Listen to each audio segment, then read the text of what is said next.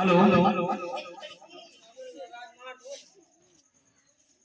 माना कि दुनिया बुरी है, माना कि दुनिया बुरी है, आप तो अच्छे बन जाइए, आपको किसने रोका है।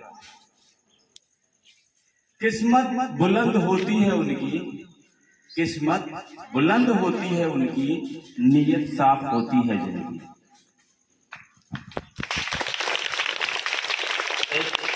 एक छोटी सी कहानी है प्रेरणादायक।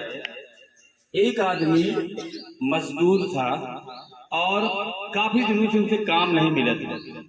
जब किसी व्यक्ति को काम नहीं मिलेगा, उसका दाम नहीं मिलेगा, उसके पास पैसे नहीं होंगे तो रोटी भी नहीं होगी। जब पैसा कमाएगा तभी उस पैसे से रोटी खरीदेगा। जब उसके पास पैसे नहीं आते थे वो निराश हो गया, परेशान हो गया, काफी जगह गया काम मांगने के लिए, लेकिन उसको काम नहीं मिला। तब उसने ये विचार किया, जब मुझको काम ही नहीं भगवान देना चाहते हैं, इसका मतलब मुझे मर जाना चाहिए, मुझे जीने का कोई अधिकार नहीं। उसने जब ये निर्णय लिया तो उसने एक रस्सी लिया, सोचा कि अब मैं अपने प्राण दे दूं, किसी पेड़ से रस्सी को बांधकर फांसी में लटक जाऊंगा।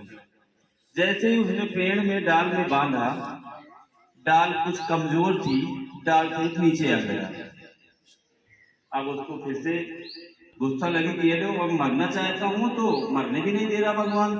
उसने कहा चलो कोई बात नहीं, लाइट पे जो भी तार होंगे उनको पकड़ लूंगा, इसमें तो करंट लग जाएगा और मेरा राम नाम सत्य हो जाएगा। लेकिन जैसे ही वो तार पकड़ के झूलने लगता है, लाइट चली जाती है।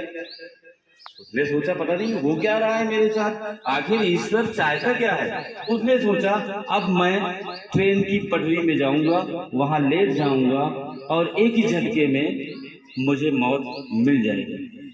ये सोचकर वो रेलवे की पटरी की तरफ बढ़ता है और पटरियों में लेट जाता है। पता चला आगे कोई एक्सीडेंट होता है, पटरी वगैरह गड़बड़ है, उस रूट में सभी ट्रेनें जो है रद्द कर दी जाती है। शाम तक लेटा रहा, कोई ट्रेन नहीं आई। अब उसने सोचा कि मुझे लगता है भगवान मारना भी नहीं चाहता। धीरे धीरे वो अपने घर की तरफ चलने लगा। अचानक उसे 100 का नोट मिला।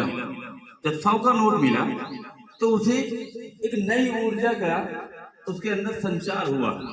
जैसे ही उसने नोट देखा प्रसन्न हो गया, खुश हो गया। उसने सोचा कि जब मुझे को मरना ही है तो पहले खा पी लिया जाए, खाने के बाद मरेंगे। एक होटल में पहुंचता है, खाना खाया उसने। 3-4 दिनों के बाद उसको खाना मिला था। अब ये सिर्फ भरपेट खाना खाया और जब बिल देने का नंबर आया तो पता चला सिर्फ 50 रुपए खर्च हुए। तो सोचा अरे यार भगवान क्या चाहता है आखिर, 50 बच भी गए, मैंने खाना भी खा लिया, मरना कैंसिल। अब हम क्यों मरे? अब हमारे पास कल के लिए भी जुगाड़ है। अगर कल के लिए भगवान ने व्यवस्था बना दिया है तो भाई कल के लिए हम काम ढूंढेंगे, शायद काम मिल जाए। तो कल दूसरे दिन, क्योंकि अब उसके पास पैसा है, उसके पास रोटी है, उसे भटकने की आवश्यकता नहीं है, इसलिए उसने मरना कैंसिल कर दिया और आराम से ईश्वर का धन्यवाद देते हुए कल के लिए कि कल मैं अब नए सिरे से एक नए जोश के साथ, नए उत्साह के साथ कोई काम ढूंढूंगा, मरना कैंसिल। इस प्रकार से हमारे जीवन में भी तमाम प्रकार की समस्याएं आती हैं, लेकिन यदि हम ऐसा निर्णय लेते हैं तो गलत है। हो सकता है ईश्वर ने हमारे लिए कोई दूसरा रास्ता चुना हो, कुछ वो हमसे और अच्छा काम करवाना चाहता हो।